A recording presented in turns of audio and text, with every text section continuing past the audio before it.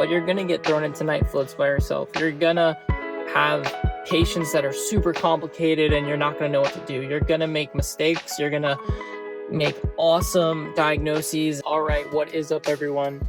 My name is Nick. I am a PGY3 neurology resident. Today's video is a little bit more niche. This is for anyone that's planning on going into neurology residency, anyone that is a neurology resident. I feel like this is a video that is not out there at all, really. I mean, you hear about it on interviews, programs try to talk about this, but there hasn't, at least I don't know of, a video that explains how to transition from a PGY1 like prelim resident to a PGY2 neurology resident. As a neurology resident, I'd say one of the most difficult parts about being a neuro resident is that transition from PGY1 to PGY2. So in PGY1 year, and just for anyone that doesn't know, to do neurology residency, you have to do 1 year of basically mostly internal medicine and then 3 years of neurology residency after. So the first year is all internal medicine. So that could be on floors, that could be in clinics, that could be in the ICU. For me, that consisted of 6 months of medicine floors and 2 months of medical ICU. So kind of a lot. And then come May, June, July, you have to switch your thought process from managing hearts, kidneys, all the medical stuff to, okay, now I'm dealing with strokes, now I'm dealing with seizures. So it's a big transition. A lot of programs, what they do is they have like a boot camp. So they'll have a boot camp where they get the residents, maybe it's for like a month, maybe a week or two, and they like teach them all the stuff that they're going to need to know as a PGY2. My program in particular does not have that. I know there's a lot of programs out there that did not have that. So that's one thing. I mean, if your program has a boot camp, I think that sounds pretty nice. It would have been really nice. It would have been nice to have like a time to switch my mindset, learn from faculty, and learn all the basics. Some programs have like a summer lecture series. So the way my program did it was for all of our like noon conferences, we would have like the basics of EEG, the basics of stroke, trying to introduce the PGY2 residents into this new system.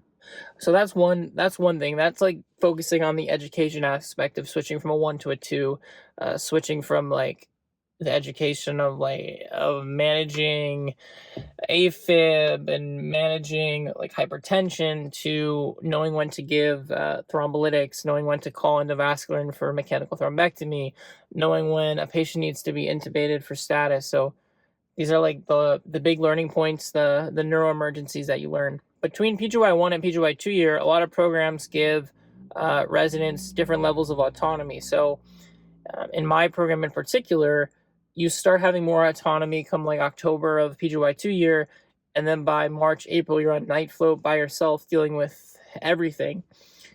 I think the best way to transition from a PGY1 to PGY2 effectively is when you're a junior, which means when you're on floors with other neuro residents and you have a senior resident and then you're a junior as a PGY2, is to just really watch how your senior does things.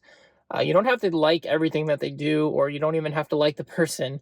But just looking back on my experience, every senior that I worked with that was different. They all had something where they excelled at. So I saw like, okay, this senior really excelled at his communication style during stroke codes, and this senior really excelled at their style when they were talking to nurses. So just picking each of like the positive things about each senior resident that you work with, I think that's like the ultimate way to develop yourself as a resident. This goes for neurology, this goes for, I guess, anything, honestly.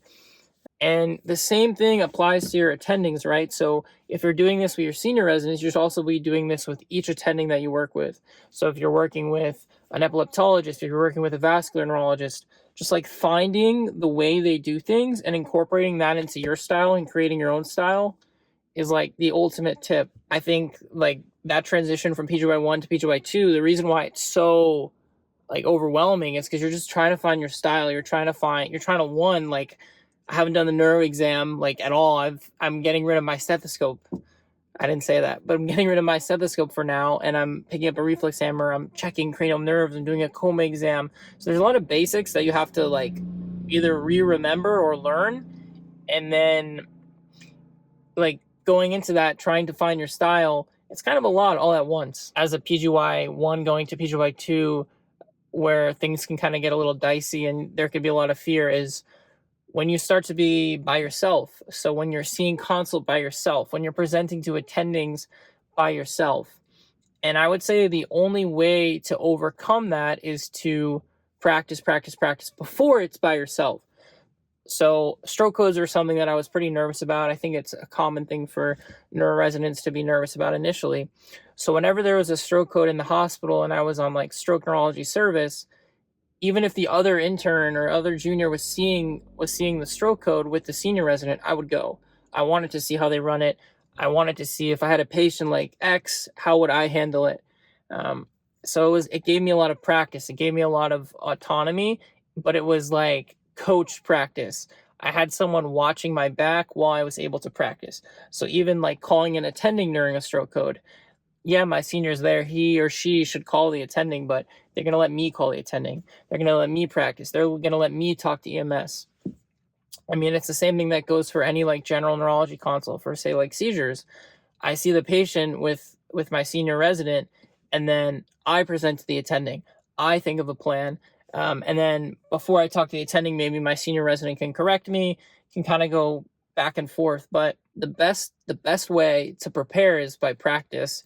And the best way to practice is when you have someone like supervising you before they throw you into the night floats by yourself. But in the end, and I know it's for my program, I'm not sure about other programs, but you're going to get thrown into night floats by yourself. You're going to have patients that are super complicated and you're not going to know what to do. You're going to make mistakes. You're going to make awesome diagnoses and people are going to think, how did he do it? How did she do it? And that just comes with residency. It's like this whole learning opportunity. We're all here to help patients together. We're here to learn. We're here to grow. So kind of a quick video about this like transition point from being like a prelim to going into full-blown neuroresidency. And like I said, this can apply to neurology, but you can kind of take what I said and apply it to other fields. I know the same is true. Similar things are true for like anesthesia. I don't know, maybe PM&R. I know psychiatry has a prelim year as well. So once again, I really appreciate you guys. Thanks for watching. Throw in the comments any new videos you'd like. Is there any topic you would want me to talk about? Doesn't have to be neurology related. Can be anything healthcare wise. And like this video, subscribe. Appreciate all your support.